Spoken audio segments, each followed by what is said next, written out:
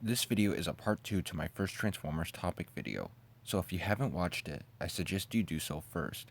Still, a recap of that video is needed for context. Optimus Prime would battle Megatron in a video game for control over a power source. Although Prime won, he believed he cheated by harming virtual lives.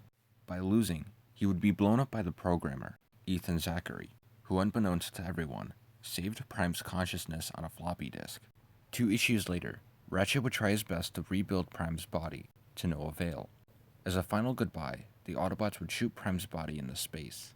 We wouldn't return to the floppy disk plot until issue number 40, where Ethan had put Optimus into one of his video games, with him believing he's a video game character. Trying to help Prime understand he was alive, Ethan would find little success.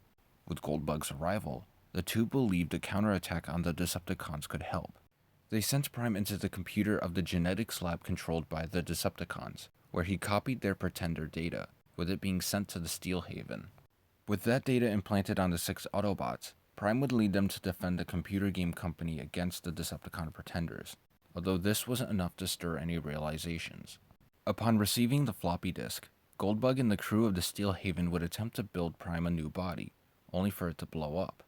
Low on resources, the crew managed to locate the Ark, but they wouldn't find any help there, as Grimlock's ineffectiveness as leader almost cost every Autobot their lives. Realizing only Prime can lead the Autobots, Fortress Maximus had sent Goldbug and the Steel Haven to Nebulos, as he knows their technology can be used to build a new body for Prime.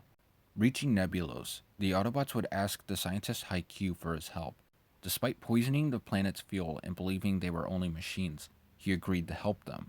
With his new body completed and mind transferred into it, Prime was excited for the next game. Immediately after, he would topple over in pain, with him finally realizing he was alive. Even when dying, he felt grateful to escape a living death, even if it's only for a few brief moments of life. Understanding the Autobots were alive, Haikyuu wouldn't let Prime die, as he would become Prime's Power Master. With the newly acquired power, they would defeat the Decepticon Power Masters. However, Haikyuu would be forced to leave the planet alongside Optimus, something he had to accept for Nebulos' safety. With his return, Prime would make numerous appearances for the rest of the series, so I'll only mention a few of the notable events he takes part in. He would save Skylynx and a group of human children from the Cosmic Carnival, be amongst the few survivors of Starscream's rampage after he absorbed the power of the Underbase, send teams to recover the Creation Matrix, culminating in a battle against Thunderwing and the corrupted Matrix. Have to choose whether to save Ratchet or kill Megatron when the two were fused together, and ultimately surrender to Scorponok and join forces with him to stand a chance against Unicron.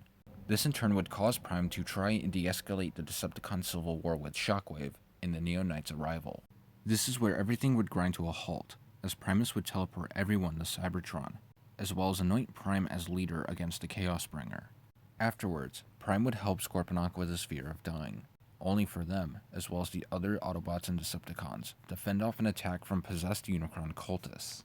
With the attack over, Primus revealed this to be a test for the Alliance, as well as to lure out the possessed Cybertronians. Before an angered Prime could say anything, he doubled over in pain, just as Unicron arrived. Being overwhelmed at first, Prime would gain the courage to fight and lead his troops. Many casualties followed, including Scorponok, with Prime mourning over his enemy-turned-friend. With the arrival of the corrupted Creation Matrix, and the destruction of the possessed Thunderwing's body, Prime believed the Matrix can still be purified and used against Unicron. Knowing what he must do, Prime ejected Haikyuu for his survival, and with Circuit Breaker distracting Unicron, he grabbed a hold of the Matrix as it began to speak. No, you are our past, Prime. We reject you.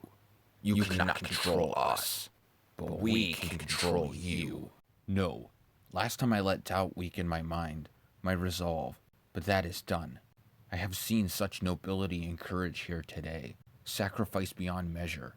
I know now, beyond all doubt, that goodness will prevail. Primus.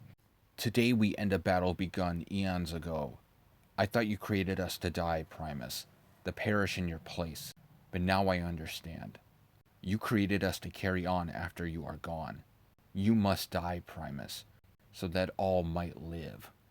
Flying into the Chaos Bringer's maw, Prime would unleash the Matrix's power, destroying Unicron once and for all.